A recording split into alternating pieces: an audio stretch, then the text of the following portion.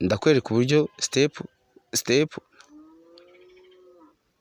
guys, katubanze dukore login nkwereka uburyo ibintu bikorwa. Ndaza hano kuri email ndetse na password nkandemo, then mite nkanda sign in, bete bangeza kuri dashboard imeze gutya. Nkuko ubibona hano ngiye maze kugeraho mining 110, maze igihe gito ntangiye, gusa uraza gusanga hano hejuru mu nguni ufiteho 500. Ngiye mfiteho kabiri kuko bonus bamaye nabashije kuba nayikoresha kugira ngo ano mafaranga azamuke yibara. Uyu munsi nibyo tugiye kurebera hamwe muri no video. Ndakwereka uburyo ki ayo macoin baguhaye ushobora kuyaguramo mining ndetse nawe ikabasha kuzajya imining buri munsi idahagarara. Guys, ikintu cya mbere ugiye gukora ni kuri no video kugeza irangiye, kandi wihutishe kuko ushobora kurenga step y'ingenzi muri make. Guys, rero nk'ibisanzwe rero niba guhaye macoin 500 maze kwinjira kuri link naguhaye muri comment cyase muri description, uraza guhita abona hano hejuru mu ruhande rw'ibumoso. Numara kuyahabona uraza guhita uza hano hasi, hari nkuko mubibona hari mining nyinshi, gusa ngiye nafunguyemo enye. Harimo iyi ngiyi y'uyu mugabo, niyi ndetse niyi. Izi nizo nafunguye. Nkuko mubibona izindi zo ziracyafunze ntago zifunguye. Bivuze ngo iki, izi ngizi nzagenda nazo nzifungura ari nako amafaranga yiyongera. Ukuntu uri bubikore, uragiza hano niba ufiteho 500 hano, urebe hano amacoin ufite product biri buhure, uhita ugura iyi ngiyi wowe. Niyo nama nakugira, niyibara yihuta ndetse kandi nigenda vuba. Uhita ugura imwe ya 500, sugure nkanjye waguze imwe y'10, indi ya 40 ndetse n'indi ya 200 n'indi ya 250. Oya, ahubwo wowe ugure product imwe hano y'ibihumbi, y'amacoin 500. Numara kuyikandaho barite bakubwira ngo hano haraba hari 0 hano handitse ngo collect, urahita utangira kubona hatangiye kubara. Ubwo n'uburyo bwo gukoreramo amafaranga bworoshye kandi bwizewe. Ukuntu uzajya ubikora rero, uzajya uza hano handitse ngo collect. Aya nukora collect azajya ahita aza hano hejuru, ubwo ube wemerewe kuyabikuza. Ariko nkuko mubizi online business zose zidasaba igishoro, zisaba gukora igihe kinini kugira ngo ubikuze.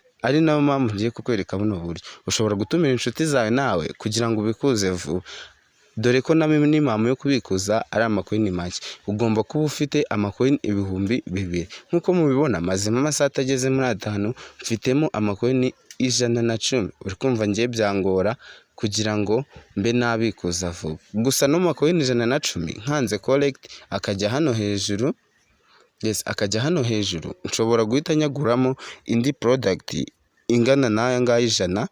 Yes, hano 100 nkaguramo 100, niko speed ya hano kuri collect ibiri kwihuta. Ubwo uri kumva ko amacoin ufite hano hejuru ufite ububasha bwo kongera kuyaguramo.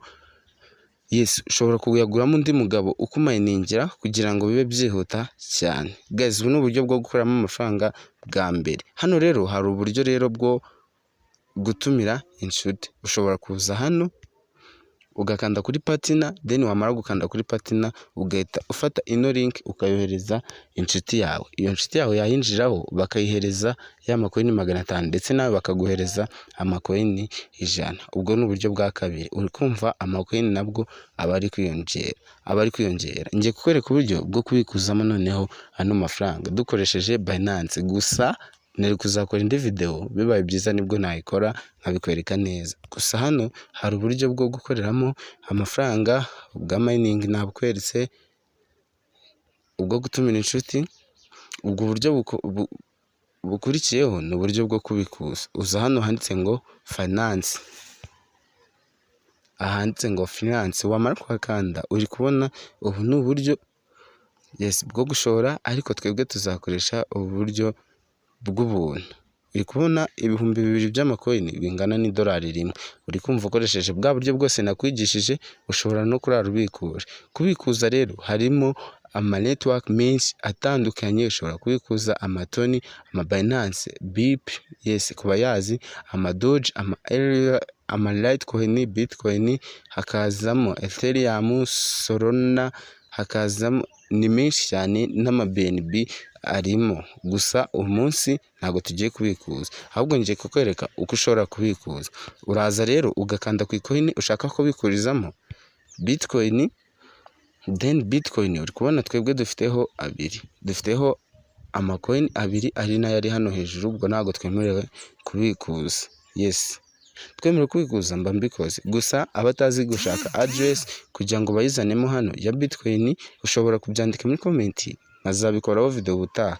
Na ba bandi bafite ikibazo cya video yo gukura amafaranga kuri Binance bashyira kuri Momo, kanda subscribe ubundi wandike muri comment ngo iyo video ndayikeneye, ejo ushobora kurara yagezeho, kuko amafaranga kuri Binance ndayafite.